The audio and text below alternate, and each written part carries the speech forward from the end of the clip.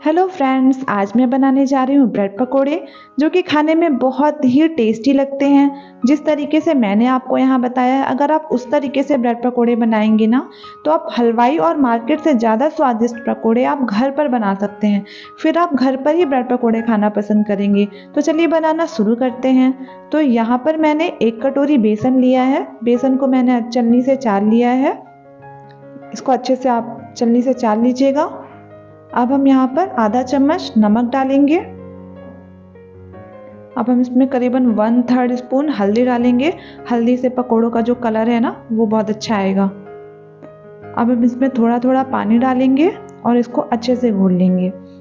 बेसन के जो घोल है ना, उसको बहुत अच्छे से घोलना बहुत ज़रूरी है। अगर आपने इसको पतला किया तो अच्छे से कोट नहीं होगा, और जैसे ही आप कढ़ाई में डालेंगे वैसे ही बेसन जाकर उसमें फैल जाएगा। और अगर आपने मोटा किया तो जैसे ही आप ब्रेड डिप करेंगे ना, तो आपकी जो ब्रेड है वो टूट जाएगी। तो इसीलिए आप इसकी कंसिस्टेंसी बिल्कुल परफेक्ट रखिए। बहुत अच्छे से इसको फेंट लीजिए। इसका कंसिस्टेंसी बहुत सही रहनी चाहिए। अब हम इसमें जो हरा धनिया है उसको हम बारीक काट कर डालेंगे इसमें, और इसको करीबन 10 से 15 मिनट अच्छे से फेंट लेंगे। इसको आपको अच्छे से 15 मिनट तक तो फेंट लेना है।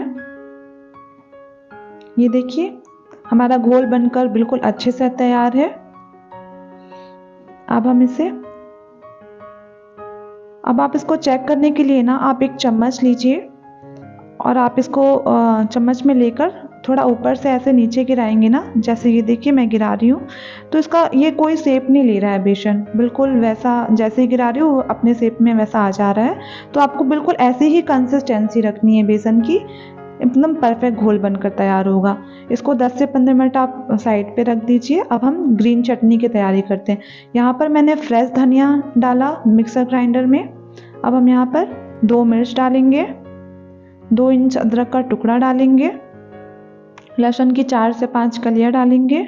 लहसुन से बहुत अच्छा फ्लेवर आएगा चटनी में। अब हम यहाँ करीबन 2 टेबल स्पून फल्ली डालेंगे। फल्ली से चटनी का जो टेक्सचर है और टेस्ट है दोनों बहुत अच्छा आएगा। यहाँ हमने आधा नींबू का रस इसमें डाला। अब हम इसमें आधा चम्मच नमक डालेंगे। अब हम यहाँ आइस क्यूब डालेंगे। आइस क्यूब से ना चटनी का जो कलर है वो लंबे टाइम तक अच्छा रहेगा। अब हम इसमें थोड़ा सा पानी डालेंगे और इसको ग्राइंड कर लेंगे। ये देखिए, चटनी बनकर बिल्कुल तैयार है। बहुत ही सुंदर कलर आया है इसका, बहुत अच्छा टेक्सचर आया है। आइस क्यूब डालने से इसका कलर ना लंबे समय तक बिल्कुल ऐसा ही रहेगा। ये देखिए, बहुत ही सुंदर कलर आया है। चलिए अब हम आलू का जो मसाला है वो हम स्टफिंग के लिए बना लेते हैं। यहाँ पर मैंने 5 आलू लिए हैं। इसको मैंने पहले ही उबाल के रख लिए हैं। आप उबले हुए आलू ही यूज करें। अब हम इसे जो आलू है ना, उसको हम अच्छे से मैश कर लेंगे। ये देखिए, इस तरीके से आप आलू को बहुत अच्छे से मैश कर लीजिए। इसी तरह सारे आलू को आप अच्छे से मैश कर लीजिए। ये देखिए, मैंने यहाँ पर सारे आलू को अच्छे से मैश कर लिया है। अब हम इसे फ्राई करेंगे। यहाँ पर मैंने कढ़ाई चढ़ाया। इसमें करीबन 2 से 3 चम्मच मैंने तेल डाला। इसे थोड़ा गर्म होने देंगे। अब यहाँ पर मैंने आधा चम्मच जीरा डाला, 1 चम्मच किसा हुआ लहसुन डाला और 1 चम्मच किसा हुआ अदरक डाला। अब हम यहाँ पर आधा चम्मच हल्दी पाउडर डालेंगे। फिर हम 1 बड़ा चम्मच कश्मीरी लाल मिर्च डालेंगे, 1 चम्मच यहाँ धनिया पाउडर डालेंगे। इसे थोड़ा मिक्स कर देंगे, भुनने देंगे। कश्मीरी लाल मिर्च से ना मसाले का जो कलर है वो बहुत अच्छा आएगा। अब हम यहाँ पर करीबन 2 से 3 हरी मिर्च डालेंगे। इसे मिक्स कर देंगे। हमारा मसाला बहुत अच्छे से भुन गया है। अब हम यहाँ पर आधा चम्मच जीरा पाउडर डालेंगे, भुना हुआ जीरा पाउडर डालेंगे आप। अब हम यहाँ पर 1 चम्मच गरम मसाला डालेंगे। ये मसाले हमारे अच्छे से भुन गए हैं। अब हम यहाँ पर जो हमने आलू मैश करके रखा हुआ था वो डालेंगे। ये हमने यहाँ पर आलू डाला। अब ये जो आलू है ना उसको मसाले के साथ आप अच्छे से मिक्स कर लेंगे और ये आलू को बिल्कुल अच्छे से मैश कर लेना है, जिससे कि जब हम ब्रेड के बीच में स्टफ़ करें ना तो ये अच्छे से सील हो जाए। ये देखिए बिल्कुल ऐसे दबा दबा के इसको अच्छे से मैश कर लीजिएगा। ब्रेड पकोड़े में ये जो आलू का जो मसाला है बहुत इम्पॉर्टेंट इंग्रेडिएंट है, तो बहुत अच्छे से बनकर तैयार होना चाहिए। यहाँ पर मैंने आधा चम्मच नमक डाला और अब हम इसमें 1 चम्मच अमचूर पाउडर डालेंगे। इसे अच्छे से मिक्स कर लेंगे। अमचूर पाउडर से बहुत अच्छा टेस्ट आएगा। अब यहाँ पर लास्ट में मैंने आधा चम्मच सब्जी मसाला यूज किया है। अब हम यहाँ पर कटी हुई धनिया पत्ती डालेंगे और इनको अच्छे से मैश कर लेंगे। ये देखिए आलू को मसाले का जो कलर है वो बहुत ही अच्छा आया है, बहुत ही टेस्टी दिख रहा है। इसको बिल्कुल अच्छे से मैश कर लीजिएगा। जितना अच्छा आप ये मसाला तैयार करेंगे ना तो आपका ब्रेड पकोड़े में बहुत ही अच्छा फ्लेवर आएगा, बहुत ही टेस्टी बनकर तैयार होगा ब्रेड पकोड़ा। तो यहाँ पर मैंने 8 से 9 यहाँ पे ब्रेड स्लाइसेस ले लिए हैं। अब हम इसको स्टफ़ करेंगे। यहाँ पर दोनों साइड मैंने ग्रीन चटनी लगा ली है। ये देखिए इस तरीके से आप दोनों साइड ग्रीन चटनी लगा लीजिएगा दोनों लेयर में, इस तरीके से।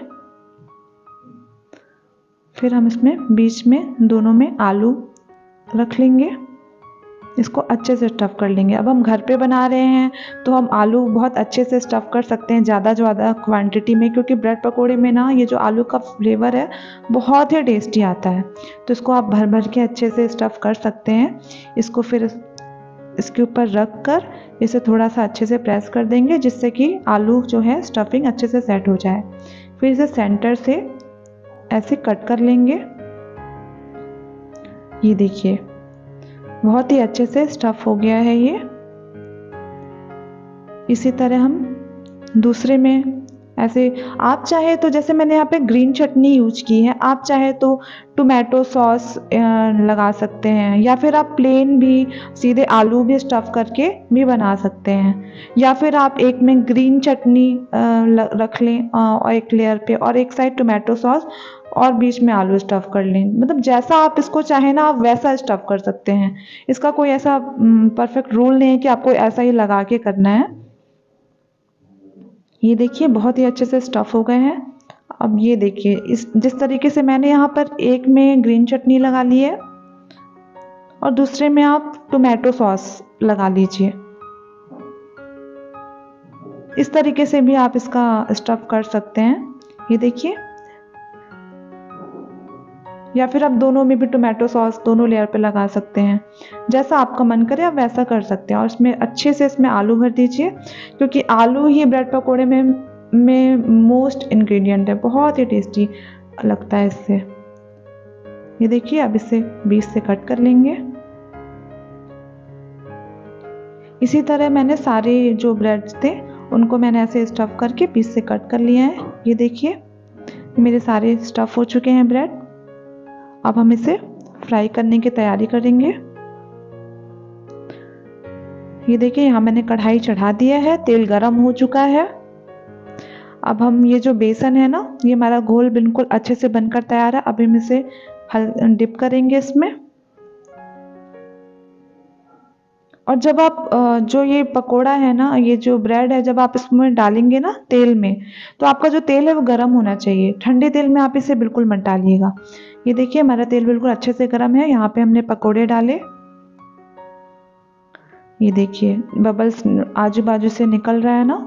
आपका तेल गर्म रहना चाहिए। फिर आप इसे थोड़ा धीरे कर दीजिए जिससे अच्छे से पक जाए। और ऐसे ही आप जो तेल है ना उसके पकोड़े के ऊपर के लेयर पे भी ऐसे ही झंझरी से डाल दीजिए, जिससे कि जो ऊपर की लेयर है वो भी अच्छे से पक जाए। ये देखिए बहुत अच्छे से पक के तैयार है, अच्छे से तल गए हैं। अब हम इसे बाहर निकाल लेंगे। इसी तरह इसे हम पहले ये जो साइड के जो तीनों है ना उसको हम सील कर लेंगे, आजू बाजू और ये। फिर हम बीच में इसको ऐसे डिप करके फिर ऐसे कढ़ाई में डालेंगे। ये देखिए इसमें ऐसे डाल दिया। तेल आपका गरम है अभी ऐसे ही तेल को ना ऊपर के लेयर पे ऐसे डाल दीजिए जिससे कि साथ साथ में जो ऊपर का लेयर है वो भी अच्छे से पकता जाए, और जब हम पलटाएं ना तो वो नीचे नहीं चिपकेगा। इसी तरह आप सारे जो ब्रेड स्लाइसेस हैं उसको अच्छे से तल लीजिए, सारे पकौड़ों को। ये देखिए, आप जब ब्रेड पकोड़ा तलना हो ना तो पहले ही आप डिप करने से पहले ही आप तेल को गरम करने के लिए रख दीजिए। जब वो गरम हो जाए तो तुरंत आप डिप करके उसमें डालते जाइए, पहले से डिप करके नहीं रखिएगा। ये देखिए, पकोड़े बहुत अच्छे से बनकर तैयार हैं। ये देखिए सारे, इसी तरह आप सारे पकोड़ों को तल लीजिएगा। ये जो पकोड़े हैं बहुत ही स्वादिष्ट बनकर तैयार होंगे। इसी तरह यहाँ पर मैं एक एक या दो दो तल रही हूँ।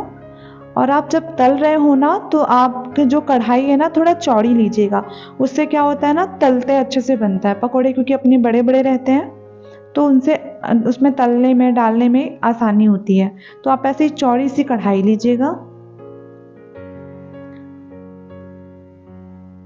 ये देखिए, इस तरीके से आप सारे पकोड़े तल लीजिएगा। यहाँ पर पकोड़े बनकर मेरे तैयार हैं इस तरीके से। ये देखिए, पकोड़े से आप बीच से कट करके देखिए, बहुत ही टेस्टी बनकर तैयार हुए हैं। ये देखिए कितने अच्छे दिख रहे हैं, बीच की स्टफिंग भी बहुत अच्छी दिख रही है। बहुत ही स्वादिष्ट पकोड़े बनकर तैयार हुए हैं।